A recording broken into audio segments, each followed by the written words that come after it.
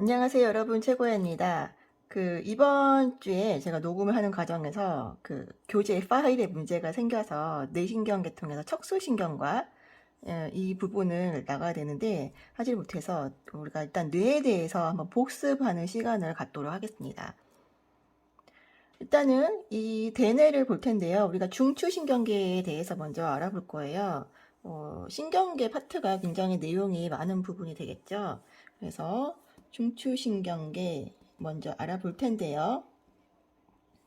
중추신경계는 중심이 되겠죠. 그래서 Central Nervous System이 돼서 우리가 CNS라고 불리우죠. 중추신경계는 기본적으로 브레인과 그다음에 스파이널 코드로 이루어져 있죠. 그 중에서 브레인에 대해서 알아볼 텐데요.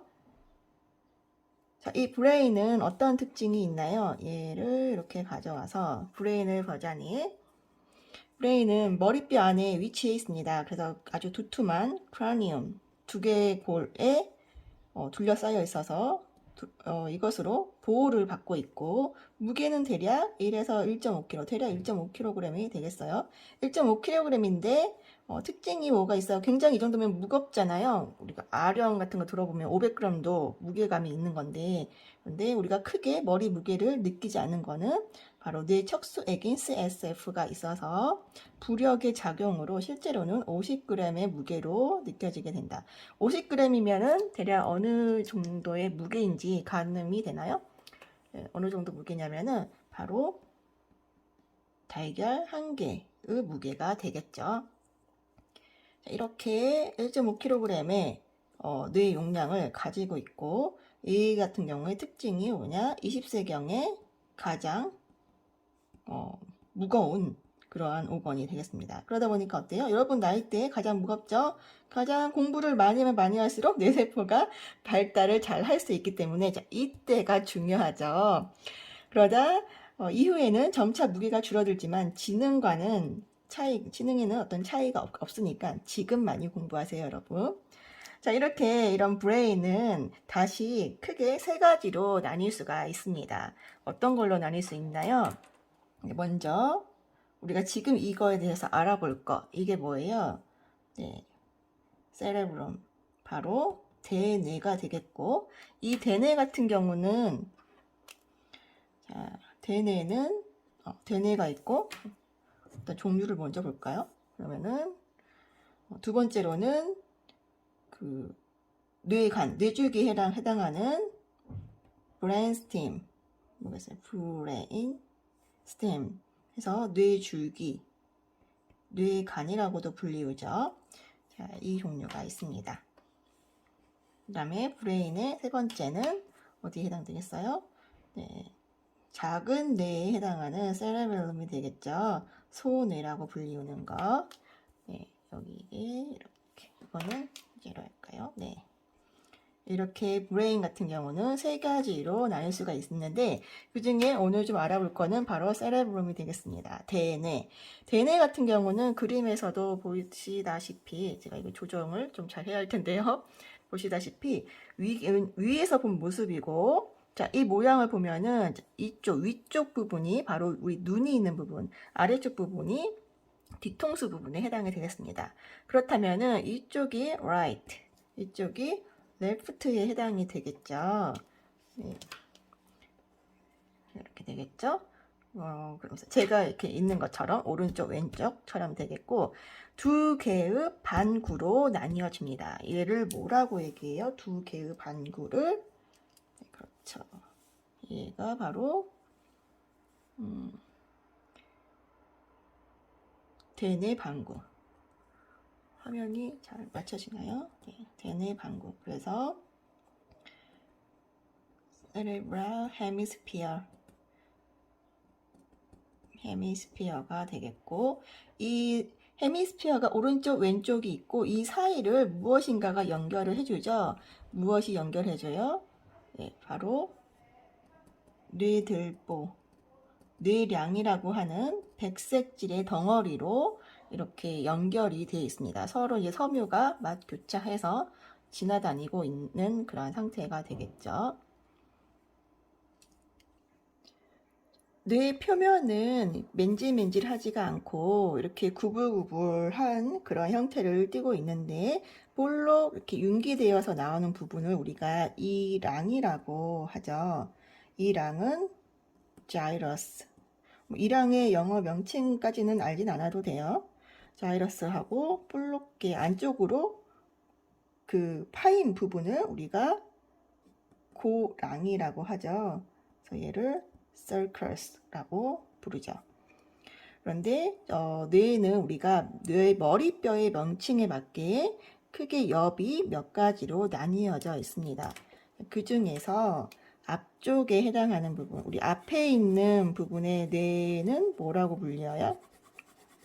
그렇죠. 이마뼈라고 얘기하죠. 프론탈 본, 프론탈 본이니까 얘가 약간 이렇게 프론탈 본이니까 얘 이름도 거기에 따라서 그대로 나옵니다. 프론탈 본이면 얘는 그러면은 프론탈 로브이 되겠죠. 이마 옆. 이거는 영어 명칭도 알아두셔야 합니다. 앞부분에 있죠. 우리 머리의 앞 전두 옆이 해당이 되겠고, 그 다음에 뒷부분에 있는 우리 가장 머리 꼭대기를 차지하는 부분은 이 정도까지 해서 초록색으로 표시를 해볼게요. 그래서 얘는 바로 뭐가 되겠어요? 자, 머리 꼭대기에 있는 부분이기 때문에 마루옆, 두정엽이라 하죠. 그래서 parietal lobe이 되겠습니다. 그리고 가장 뒷부분을 차지하는 부분, 뒤통수 뼈가 있는 부분이 되겠죠. 얘는 occipital bone인 만큼 얘의 명칭도 바로 우리가 occipital lobe이 되어서 후두엽, 뒤통수 옆이라고 하죠. 뒤통수 옆이 되겠습니다. 그리고 또 하나 빠진 부분이 있는데 혹시 찾으셨나요? 윗부분에서는 좀 보기가 힘들고 아랫부분에서 차지하는 부분이 바로 우리 귀에 있는 해당하는 부분이 되겠죠. 귀에 해당하는 부분은 양쪽에 한 쌍이 있죠. 얘도 마찬가지로 얘는 temporal bone에 따라서 temporal lobe이 되겠습니다. 그러면은 관자엽 또는 측두엽이라고 부르게 되죠. 자, 이렇게 해서 일단은 위에서 본 모습을 한번 나열을 해봤습니다. 그래서 뇌는 기본적으로 가장 우리 생명 유지 장치에 있어서 좀 중요한 기관이 되겠죠. 브레인 하면은 생명 유지에 필수적인 오건이 되겠습니다. 자, 이 그림은 우리 세레브럼을 옆에서 본 모습이 되겠죠. 그래서 이쪽 부분이 바로 어떤 모습이냐? 이 부분에 눈이 있고 이쪽이 우리 뒤통수에 해당하는 부분이죠. 여기 보면은 이렇게 줄이 그어진 이 아이는 뭘까요? 그렇죠. 소원의 세레벨럼에 해당이 되겠습니다. 그리고 우리 그 뇌관이 있고 계속 이어져서 척수가 이어지겠죠. 옆에서 봤을 때 앞쪽 부분에는 이마옆, 그 다음에 마루옆, 뒤통수옆, 그리고 앞서 그림에서 못 봤던 바로 옆부분에 해당하는 관자엽이 위치해 있죠. 그렇다면은 우리가 이마엽과 마루엽에 깊은 고랑이 하나 있어요. 여기에 있는 깊은 고랑을 이 부분으로 해서 앞쪽이 이마엽, 뒤쪽이 마루엽이라면 하나 깊은 고랑을 이를 바로 중심 고랑이 되겠고, 이 중심 고랑을 중심으로 해서 앞쪽을 우리가 중심 앞이랑 뒤쪽을 중심 뒤이랑이라고 하죠.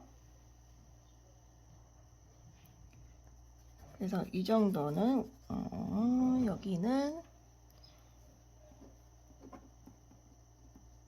중심 앞이랑 그리고 뒷부분을 마루엽에 해당하는 이 정도 부분을 중심 뒤이랑이 되겠습니다. 그런데 여기서 보면 여러분들이 그 브로만의 뇌 지도 그 참고 자료로 준 거 한번 보시면은 52개의 영역으로 나뉜다고 했죠. 이 뇌를 나뉘었을 때 중심 앞 이랑에 해당하는 이마엽에 해당하는 부분은 우리가 운동 영역이 되겠어요. 운동 영역이기 때문에 네. 중심 앞 이랑이 바로 잠시만요. 이 부분에 해당하는 부분이 바로 운동 영역에 해당이 되겠습니다. 운동 영역. 운동 영역이면은 모터와 관련해서 우리 몸을 지배하고 있는 상태가 되겠죠.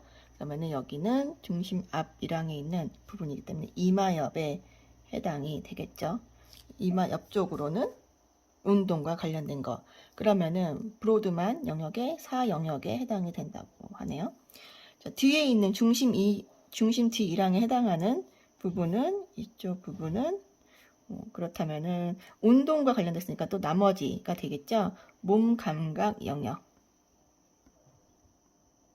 이 부분에 해당이 되겠고, 얘 같은 경우는 몸을 뜻하는 소마는 몸이에요. 네. 소마토센서리가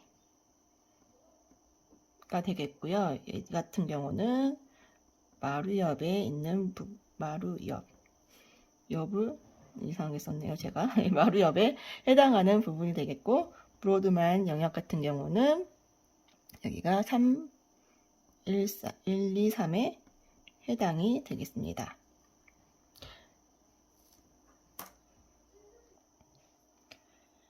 이 뇌에서 앞부분에 해당하는 부분은 우리가 영장류, 다른 동물과 구분되는 점이 있다고 했죠. 그 부분이 뭐가 되겠어요?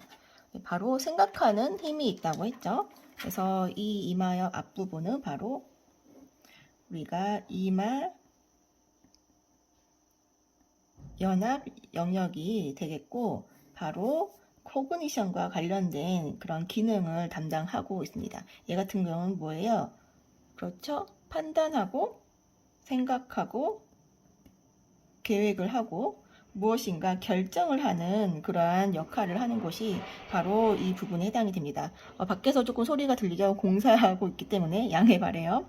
그래서 이 부분을 만약에 없앤다. 얘 같은 경우는 예전에는 전두엽 절제술도 시행한다고 했죠. 정신질환이 굉장히 심한 환자들한테서는. 지금은 그러지는 않지만, 그래서 생각하는 기능을 없애기 위해서 전두엽 절제술을 시행도 하게 했는데, 그렇기 때문에 굉장히 우리 인간한테 있어서 특징적으로 나타나는 부분이 되겠고, 여러분들이 지금 이 강의를 들으면서 따라하는 학생들도 있고, 그냥 틀어놓기만 하는 학생들도 있고 하듯이, 내가 무엇을 하겠다라는 생각, 이런 판단 등을 하는 곳이 되겠습니다.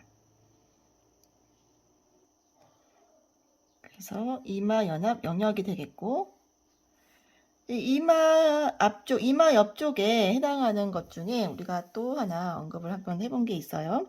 여기서 뭐냐면은 이마엽의 대략 아랫부분에 해당하는, 얘를 한번 붉은색으로 표현을 해볼까요?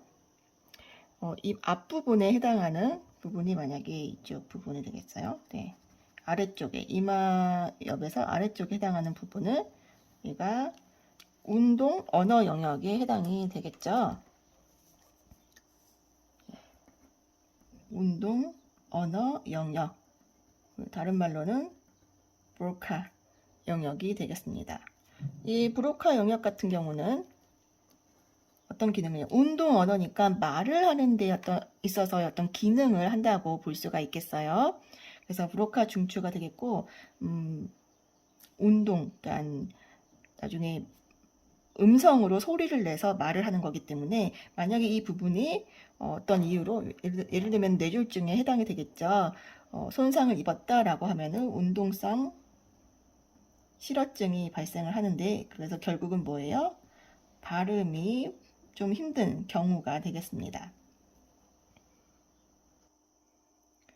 브로드만의 뇌 지도를 보자면은 대략 44에서 45번에 해당하는 영역이 되겠고, 말과 발음과 관련된 게 운동 언어 영역이라면 어떤 감각과 관련된 언어 영역이 바로 관자엽 부분에 있죠. 감각과 관련된 부분은 제가 이걸로 한번 표현을 해볼게요. 감각과 관련된 부분 같은 경우는 이쪽 부분에 해당이 되겠죠. 네, 관자엽에 있어서 대략 이 정도 부분이 되겠어요. 이 같은 경우는 뭐다? 감각 언어 영역. 감각 언어 영역이 되겠고, 그 워니케 영역이 되겠습니다. 이 부분 같은 경우는 제가 예시도 한번 했었죠. 워니케 증후군이라고 해서 알코올리즘 환자들한테 나타나는 그러한 어떤 질환 중에 하나가 있어요. 얘는 소리는 들려요. 소리는 들리나 말 뜻을 이해를 못해요. 뜻을 이해 못함. 만약에 이게 여기에 이제 문제가 생겼다면 마찬가지로 이때는 알코올에 인해서도 영향을 미칠 수가 있겠죠. 운동 언어 영역 같은 경우는 말 뜻은 이해하지만 발음을 하기가 어려운 거고, 감각 언어는 말 뜻을 이해하지 못하게 되는 거예요. 그래서 그 버니케 증후군 중에 하나가 뭐가 있다고 했어요. 그래서 같은 질문을 반복을 했을 때 서로 그때그때마다 다른 이야기를 하게 된다고 했죠. 그래서 얘를 우리가 이렇게 전문 용어로는 작화증이라고 해요. confabulation이라고 해서. 그래서 이런 말들 계속 한마디로 얘기해서 거짓말을 계속해서 만들어내는 그러한 부분이 되겠습니다. 그래서 언어 영역은 운동과 감각으로 나뉘어서 이렇게 뇌가 관여를 하고 있다고 보시면 되겠고요. 버니케 이 영역 같은 경우는 브로드만 뇌 지도에서 22번에 해당이 되겠네요. 다음은 우리가 시각 영역을 한번 보도록 할까요? 시각 영역은 뒤통수엽에 해당하는 부분이어서 이렇게 대략 크게 관장하고 있는 부분이 되겠어요. 네. 그런데 약간 앞부분에 해당하는 부분이 우리 교재대로 본다면은 1차 시각 영역 파트가 있고, 그 다음에 관장에서 다 모아주는 시각 연합 영역이 있죠. 그래서 1차와 2차가 해당이 되겠어요. 아무래도 이제 그러다 보니까 누군가가 뒤통수를 치면은 앞이 번쩍하는 이유가 아마 시각 영역이 있어서 그런 걸까요? 네. 그래서 뒤통수 옆 부분에 시각 영역이 자리 잡고 있고, 1차 시각 영역은 브로드만 뇌 지도에서 17번에 해당이 되겠고요. 나머지는 18, 19번 시각 연합 영역은 이 부분에 해당이 되겠어요. 제법 약간 큰 부분을 차지해서 시각 영역이 자리 잡고 있습니다. 우리가 이렇게 눈을 통해서 볼 수 있는 거는 어떤 감각에 해당하는 거잖아요. 네, 감각에 해당하는 거, 크라니얼 너브 생각나셔야 합니다. 크라니얼 너브 두 번째에 해당이 되겠죠. 바로 시각신경 또는 시신경, 옵틱 너브가 되겠습니다. 자, 여기에서 빛의 감각을 뇌로 이 부분까지 오게 해서 우리가 볼 수 있는 게 되겠죠.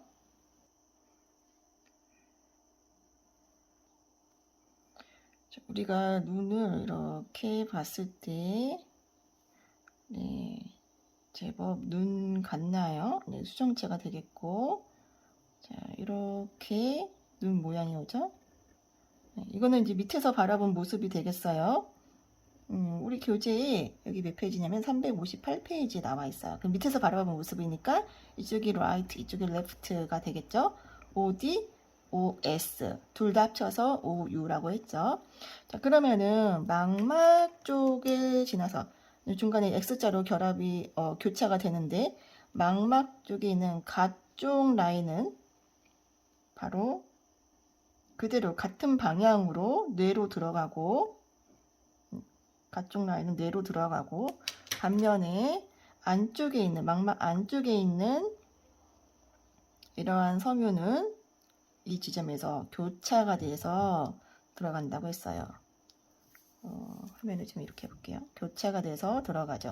이 교차하는 지점은 우리가 시각, 신경, 교차 부분이 되겠고, 그렇기 때문에 어느 한쪽에 이쪽에서 상이 맺힌 거는 이쪽 오른쪽에서 보이게 되고, 오른쪽에서 상이 맺히면은 왼쪽 뇌로 전달이 되는데, 한쪽에 만약에 이 안쪽에 문제가 생겼다라고 하면은 다 보이지가 않겠죠.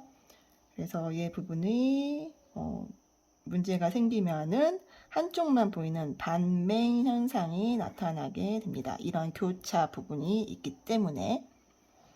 그래서 왼쪽은 오른쪽 뇌로, 오른쪽은 왼쪽 뇌로 전달이 되는 과정. 그렇게 해서 여기 시각로를 따라가서 물체가 보이고, 그 다음에 나중에 시상, 살라무스의 위 둔덕, 그 다음에 가쪽 무릎체, 얘를 지나서 어떻게 돼요? 이 부분이 시각 부채살로 되어서 그 다음에 마지막으로 뒤통수 옆에 있는 시각 겉질에서 끝나게 되겠죠. 시각 겉질에서 끝나는데 바로 이 부분이 뭐다? 얘를 무엇을 해볼까요? 시각 겉질에서 끝난다. 어디에? 억시피탈본에 롭이 되겠죠. 본이 아니라 바로 이 부분이 여기에 해당이 되겠죠. 1차 시각 영역. 네, 여기에 눈알이 있으면은 이렇게 눈알이 있겠죠. 네, 들어가서 여기에서 끝나서 그래서 우리가 볼 수가 있는 겁니다. 자, 이렇게 해서 시각 영역 우리가 뇌신경까지 다뤄서 정리를 해봤어요.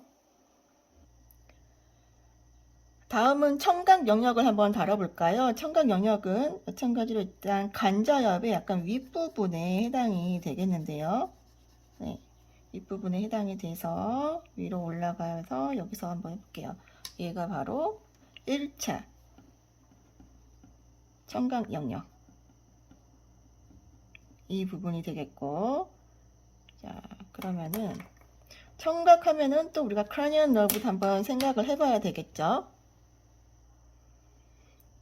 크라니언 너브 몇 번이 되겠습니까? 네, 8번이 되겠죠. 8자 로마 숫자로 되죠. 어렵네요. 네, 8번 해서 속귀 신경, 얘는 이름이 많다고 했어요. 그래서 vestibular cochlear nerve가 되겠고, 얘 같은 경우는 크게 두 가지로 안뜰 신경과 달팽이 신경으로 나뉜다고 했어요. 그래서 안뜰 신경 같은 경우는 평형에 관련한 거고, 달팽이 신경은 청각과 관련한 그러한 기능을 담당하고 있죠. 그래서 얘가 나중에 어떻게 돼요? 여기 청각신경을 통해서 얘가 달팽이 신경절로 가고, 그 다음에 여기에서 바로 1차 청각 영역으로 가면서 청각 연합 영역까지 도달하게 되면서 이제 우리가 소리를 들을 수 있게 됩니다. 그래서 8번 뇌신경과 연계해서 청각 영역을 알아봤고요. 일반적으로 시각에 비해 청각이 조금 더 손상된 확률이 조금 적다고 하죠. 그 밖에 우리 여기에는 나와 있진 않지만 이 뇌 안쪽을 보면은 편도체 부분이 있죠. 네, 편도체가 있고 해마가 크게 시상을 둘러싸고 있습니다. 네, 이 편도체 같은 경우 주로 우리 인간의 어떠한 간병과 관련된 그러한 부분에 해당이 되겠죠.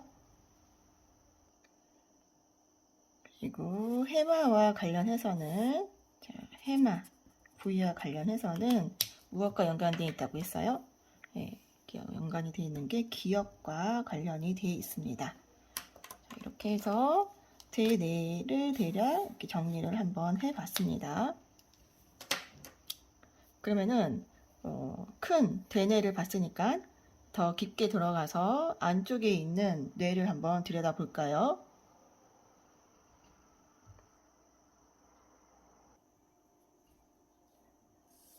자, 다음은 우리가 세레브름에 대해서 알아봤고요. 이제는 브레인스팀 보이시나요? 네, 브레인스팀. 이건 뭐예요? 뇌줄기, 뇌간이라고도 하죠. 네, 뇌에서 줄기를 이룬다라고 해서 뇌줄기가 된 것 같아요. 이 뇌줄기는 크게 세 가지로 나뉜다고 했어요. 첫 번째가 이 그림을 보면서 해야 되겠네요.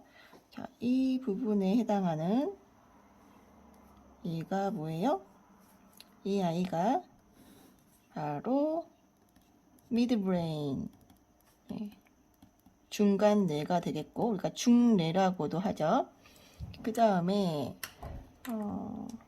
이를 뭘로 표현할까요? 자, 이 부분에 해당하는 파트가 바로 pons,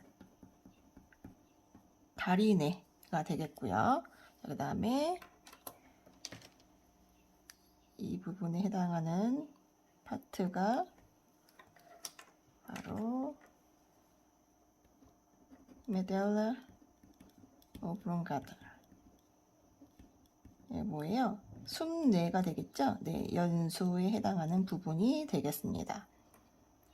자, 그러면 먼저 중간뇌 미드브레인을 보자면, 미드브레인 같은 경우는 대뇌의 우리 그 위에 있는 그 시상과 시상 하부가 있는 사이뇌와 다리뇌 사이에 위치해 있는 그러한 기관이 되겠습니다. 그래서 그 다리뇌 이쪽 부분까지 쭉 연결이 되겠는데, 중간뇌에서는 이쪽 중간뇌를 이루는 부분이, 이렇게 감싼 부분이 바로 얘가 바로 대뇌 다리가 되겠어요. 이 다리뇌하고는 다른 부분이 되겠습니다. 대뇌 다리가 있죠. 대뇌 다리 있는데, 여기가 대뇌 다리에서는 우리 크라니얼 너브 세 번째, 즉 은돌림 신경이 나오는 부분이 되겠습니다. 그러니까 동안 신경이라고 불리우는 게 되겠죠.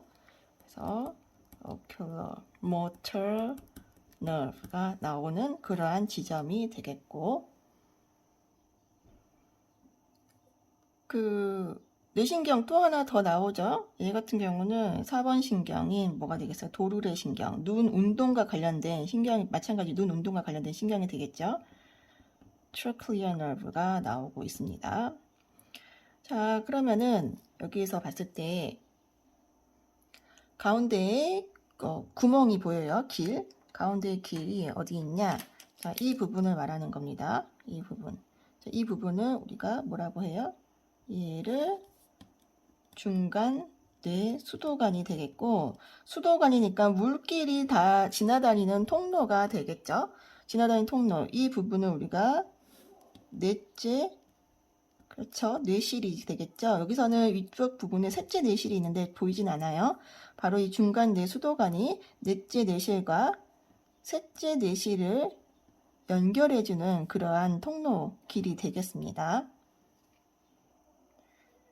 그리고 중간 뇌에서 등 쪽 부분, 뒤에서 봤을 때 부분을 보니까 이게 볼록 튀어나온 두 개가 보여요. 얘가 바로 위쪽에 있는 거를, 위쪽에 있는 거를 우리가 위둔덕이라고 하고, 얘는 지금 우리가 그 시상면을 봤기 때문에 보이진 않죠. 원래는 한 쌍이 있죠. 두 개가 있는데 위둔덕이 있고, 그 다음에 밑에 있는 부분, 밑에 있는 아이는 제가 얘로 표시를 해볼게요. 여기에 해당하는 하늘색 부분에 해당하는 부분은 바로 아래 둔덕에 해당이 되겠습니다. 마찬가지로 얘도 한 쌍이 있겠죠. 그래서 위 둔덕은 보는 것, 시각과 관련한 정보가 전달되고, 아래 둔덕은 듣는 것, 청각과 관련된 정보가 전달되는 길이 되겠습니다.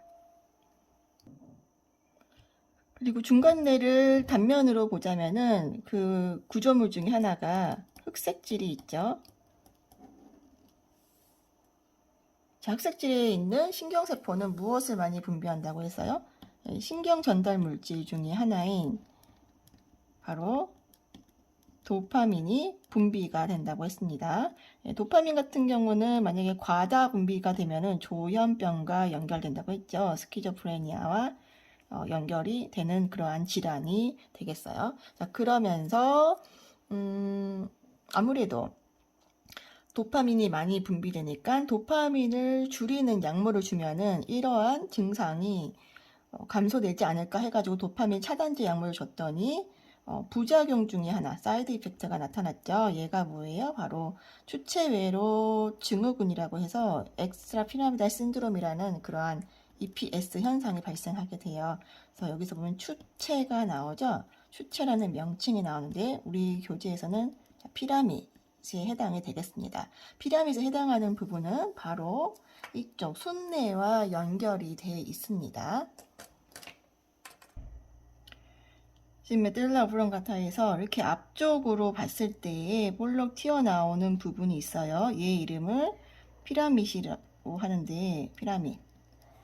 여기에는 교차 지점이 있죠. 우리가 지금 단면을 보고 있어서 잘 보이지는 않지만 우리 교재에는요, 여러분들이 340페이지를 보면은 나와 있어요. 아래 위쪽에 있는 그림을 앞면 그림을 보시면은 그래서 피라밋 교차 지점에 의해서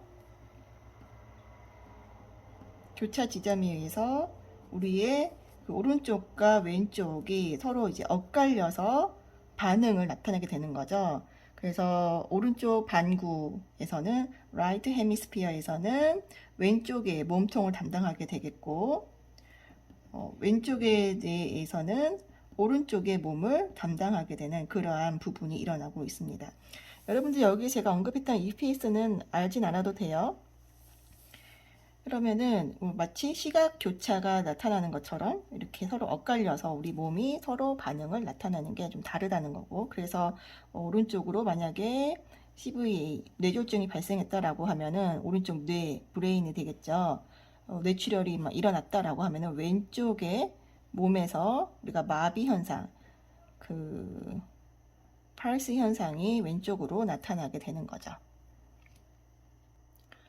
자, 여기 연수에서 나오는 그러한 뇌신경이 세 가지가 있습니다. 그게 뭐냐면은 약간 다리내 근처에서부터 그냥 위치상으로 하나, 둘, 세 개가 나오고 있는데 가장 위쪽에, 숨내 위쪽에 가장 먼저 나타나는 크라니얼 너브는 바로 9번째 뇌신경이 되겠어요. 얘가 뭐예요? 혀 인두신경 글로서 인두 페랭지엘이 되겠죠. 너브. 그래서 혀 인두신경이 나오고 있고, 그다음에 그 뇌신경은 위에서부터 차례대로 명칭이 붙여졌다고 했죠. 그러면은 나머지는 10번째 뇌신경이 되겠죠. 얘 같은 경우는 미주신경 베이거스 너브가 내려오고요. 미주신경. 자, 그 다음에 11번째 같은 경우는 귀에다가 액세서리를 하나씩 걸었죠. 그렇기 때문에 얘 같은 경우는 액세서리 너브가 되겠습니다. 뭐예요? 더부신경이 되겠죠. 네.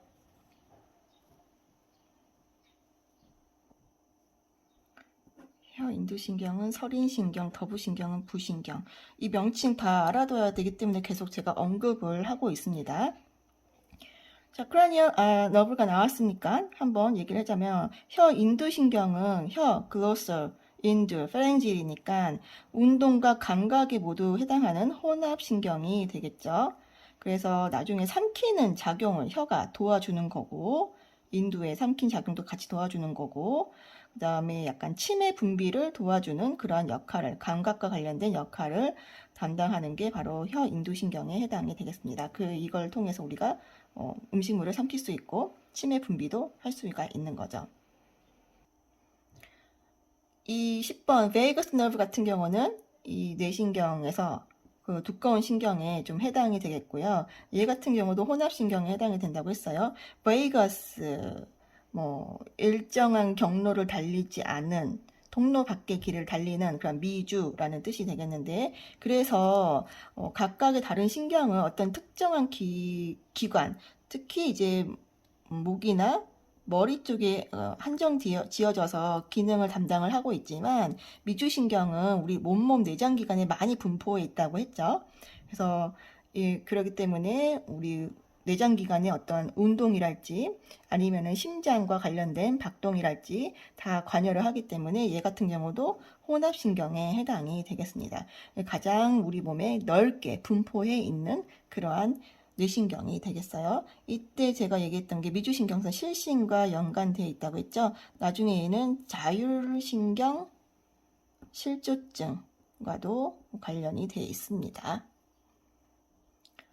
액세서리 너브 같은 경우는 미주신경의 한 가지 곁다리로 나왔기 때문에 액세서리라는 명칭이 붙여졌죠.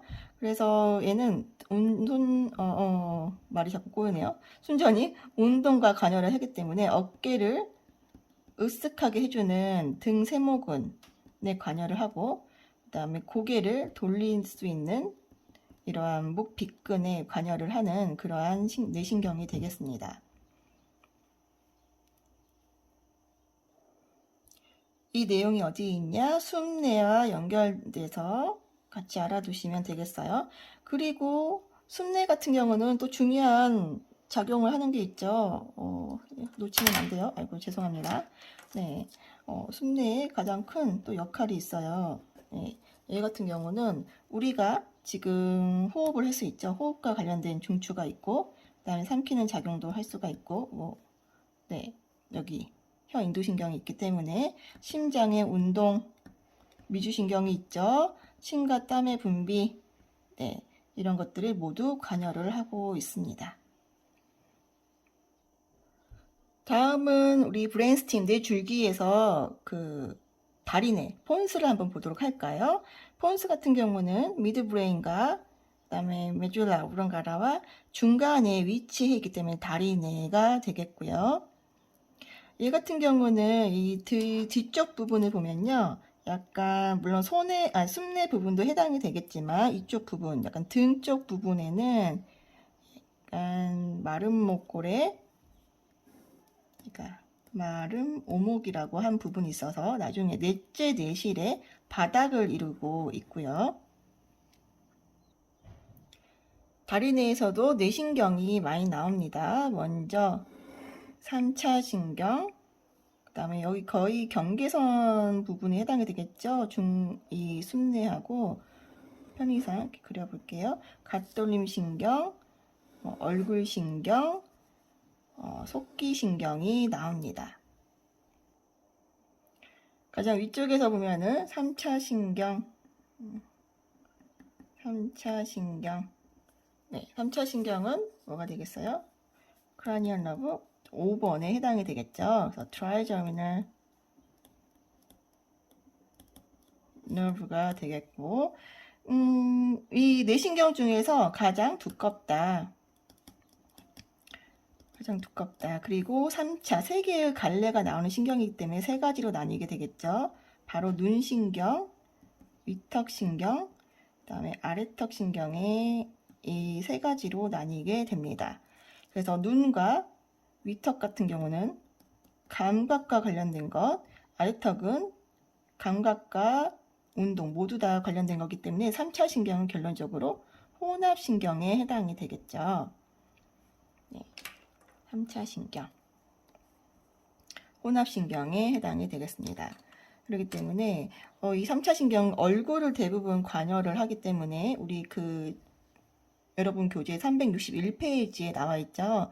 눈에 관장하는 영역, 그 다음에 위턱 신경이 관장하는 영역, 아래턱 신경이 관장하는 영역이 얼굴 전체, 이마, 머리까지 넓게 분포해 있어서 여기에서 만약에 문제가 생기면 굉장한 통증이 유발되는 3차 신경통이 발생한다고 했어요.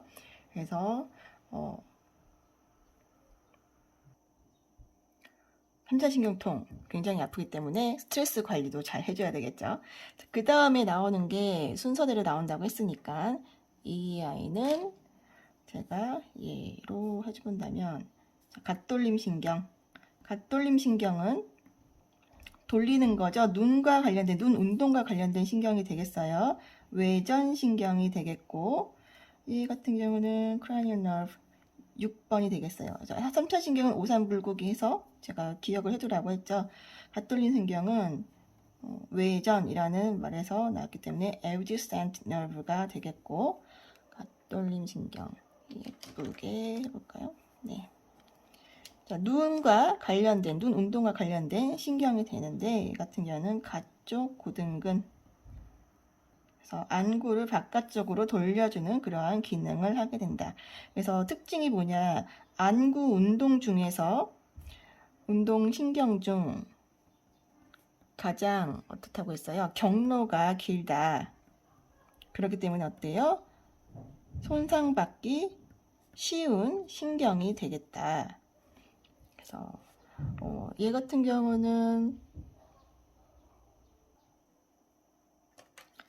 즉 CN3, CN4번과 더불어서 눈 운동과 운동과 관련된 신경이 되겠습니다. 눈 운동은 보는 거, 그 다음 운동 세 가지 해가지고 12쌍의 뇌신경 중에 무려 4쌍이 눈과 관련된 신경이 되겠네요. 그러면 어때요? 우리 눈 굉장히 잘 보호를 해줘야 되겠죠?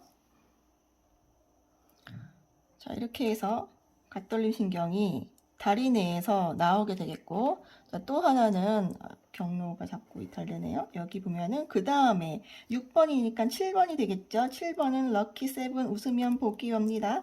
얼굴 신경에 해당이 되겠고요. 얘는 안면 신경이라고도 불렸죠. 네, 그래서 facial nerve가 되겠어요. 우리가 7번 신경이 되겠고, 이 아이는 얼굴에 있는 표정에 담당을 하는 그러한 근육이 되겠어요. 근육이 아니라 신경이 되겠죠. 네. 표정 근육을 담당을 하게 되겠고, 씹는 거는 제외한다고 했어요. 얘 같은 경우는 운동이 해당이 되겠고요. 그쵸? 운동과 관련된 거. 그 다음에 미각과 관련된 어떤 감각과 관련된 그러한 신경이 되겠습니다. 그리고 약간 침샘을 자극해서 침을 분비를 해내죠. 그렇기 때문에 결론적으로 얼굴신경은 혼합신경이 되겠어요. 자, 이렇게 해서 다리 내에서 얼굴신경이 나오고 있고, 그리고 다리 내에서 나온 신경 중에 마지막 속귀신경, 속귀신경은 아까부터 계속 나오고 있네요. 네, 8번 신경이 되겠습니다. 이거는 설명을 했으니까 자, 이대로 해서 정리를 해두시면 되겠습니다. 뇌 단면을 이야기하다 보니까 뇌신경까지 다 정리를 하게 됐어요. 12쌍의 뇌신경인데 그 중에서 1번과 2번 신경은 후각신경과 시신경 같은 경우는 엄밀히 얘기하면은 뇌에서 중추신경에서 나오지만 편의상 기술하기 편하게 12쌍 그 말초신경계로 포함해서 이야기한다고 했죠. 자, 그러면은 여기서 보면은 자, 3번, 4번 중간 뇌에서 나오게 되겠고, 그리고 여기서 보시면은 3, 4, 5, 6, 7, 8, 9, 10, 11번 신경이 되겠죠. 12번이 어디로 갔나요? 12번을 빠뜨렸네. 네, 12번. 12번도 해야죠. 12번은 여기서 보면은 이쪽 12번도 마찬가지로 숨내에서 나오죠. 네. 숨내에서 나오는 뇌신경 해가지고 혀밑신경, 얘는 가장 12번의 가장 마지막이라고 했죠. 하이퍼 가장 아래에 있다. 마지막 하이퍼 글로서 혀 너브가 되겠습니다. 12번째 우리가 설하신경이라고 불렸던 것, 얘는 그냥 혀와 관련된 신경, 혀 근육에 분포하기 때문에 운동에 관여를 하는 운동신경이 되겠죠. 자, 그러면은 숨내에서 나오는 그러한 신경은 1, 2, 3, 4, 4개가 되겠고, 중간 뇌에서 나오는 거는 2개, 그 다음에 다리 내에서 나오는 거는 3개가 되겠네요.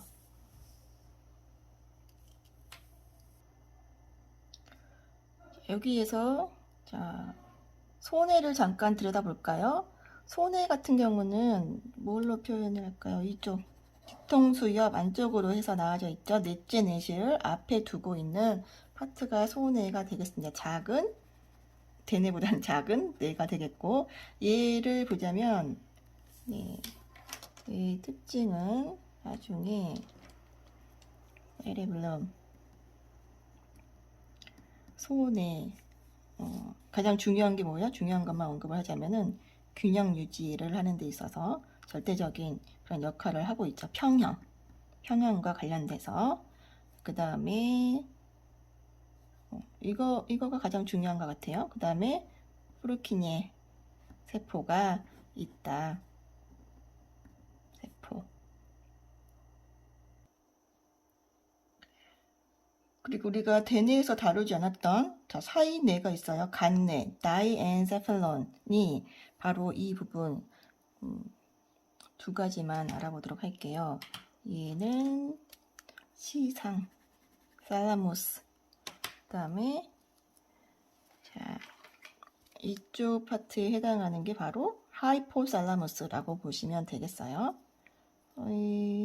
시상의 부분은, 시상에 해당하는 부분은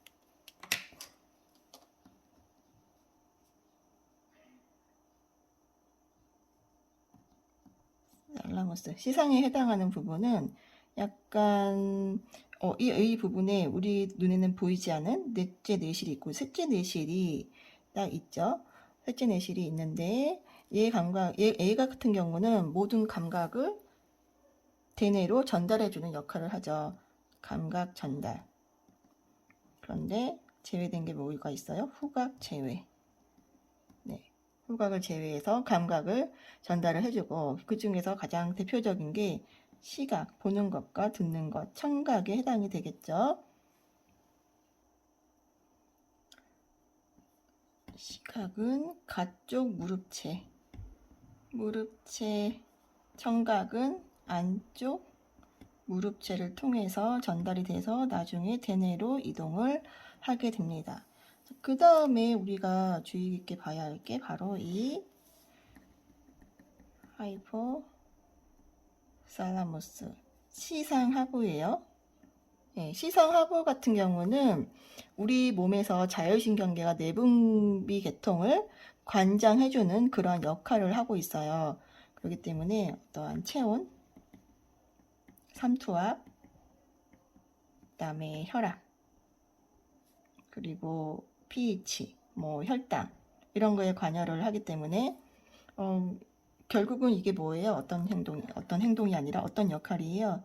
우리 몸의 항상성을 유지해 주는데 가장 절대적으로 필요한 그러한 오건이 되겠죠. 이 하이포살라무스가.